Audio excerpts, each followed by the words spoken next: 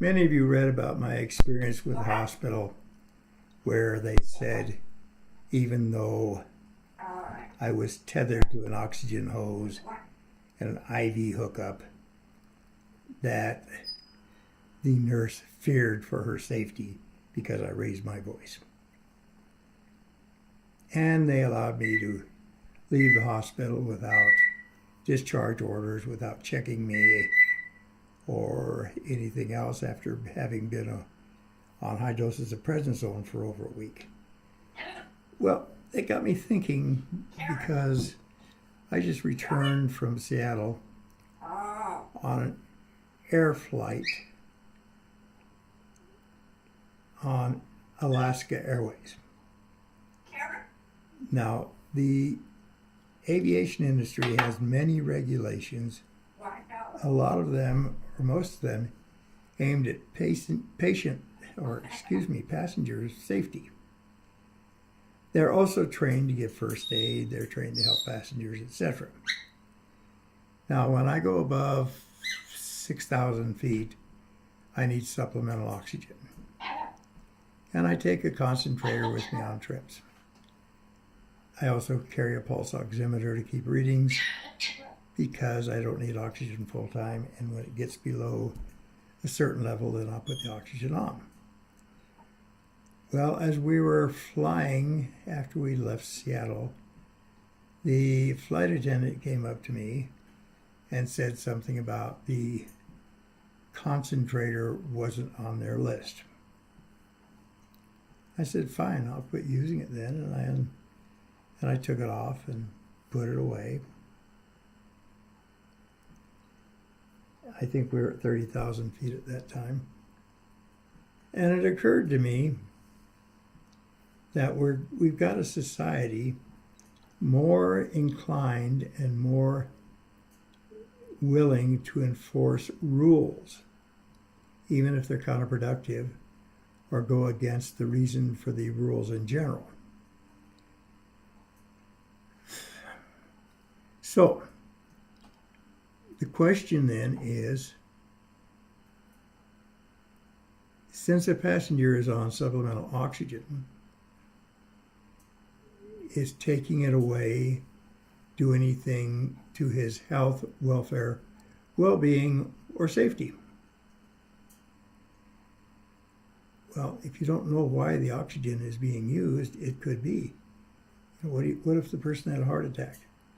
So when I removed the oxygen, I thought, well, this is really stupid. They have rules for my protection, and because I didn't mention to somebody when I boarded that I was using oxygen, it was against their rule for some reason.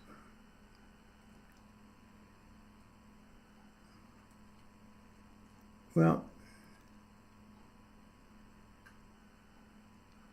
it really disturbed me the more I thought of it. And the consummate stupidity of it disturbed me. The lack of common sense disturbed me. So what I did is decided to toy with the stewardess somewhat. And I typed a note out on the note part of my computer stating that I found it curious she would deny me my oxygen without knowing why I was on it, and secondly, explained to me that the rule was for my protection, when in fact it actually may have put my life and health in danger.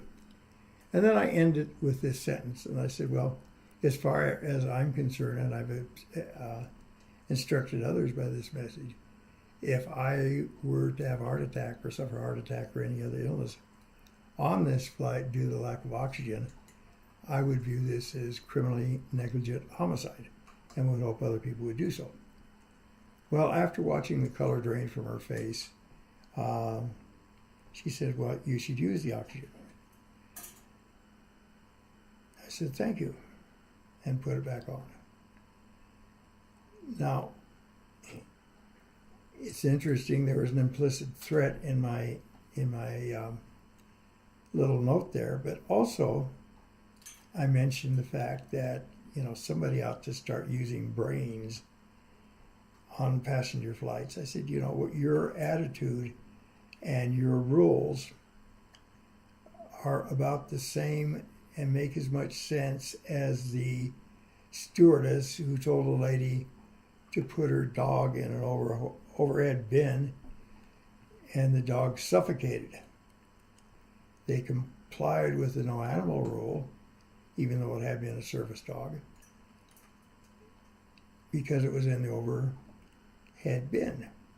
But complying with that rule cost the life of the dog, and probably a lot of it the happiness of the passenger. So what happened to me in the hospital is they had an alarm go on every time I moved, because I had come into the hospital with a cane and they didn't want me to fall. So in their distorted sense of logic, it was better for me to leave the hospital without oxygen, without tapering off of prednisone, and without having discharge instructions, than to turn off the alarm on my on my bed, which would go off if I stumbled and fell down. Now, the rationale for this defies logic. When I came back the other day, I questioned the nurse, and I said, essentially I said, what the fuck were you thinking? And it became obvious after talking to her that she wasn't thinking. She had a rule to administer, and she was going to administer the goddamn rule no matter what. And the consequences of that kind of thinking is I'm going to protect your health even if I have to kill you.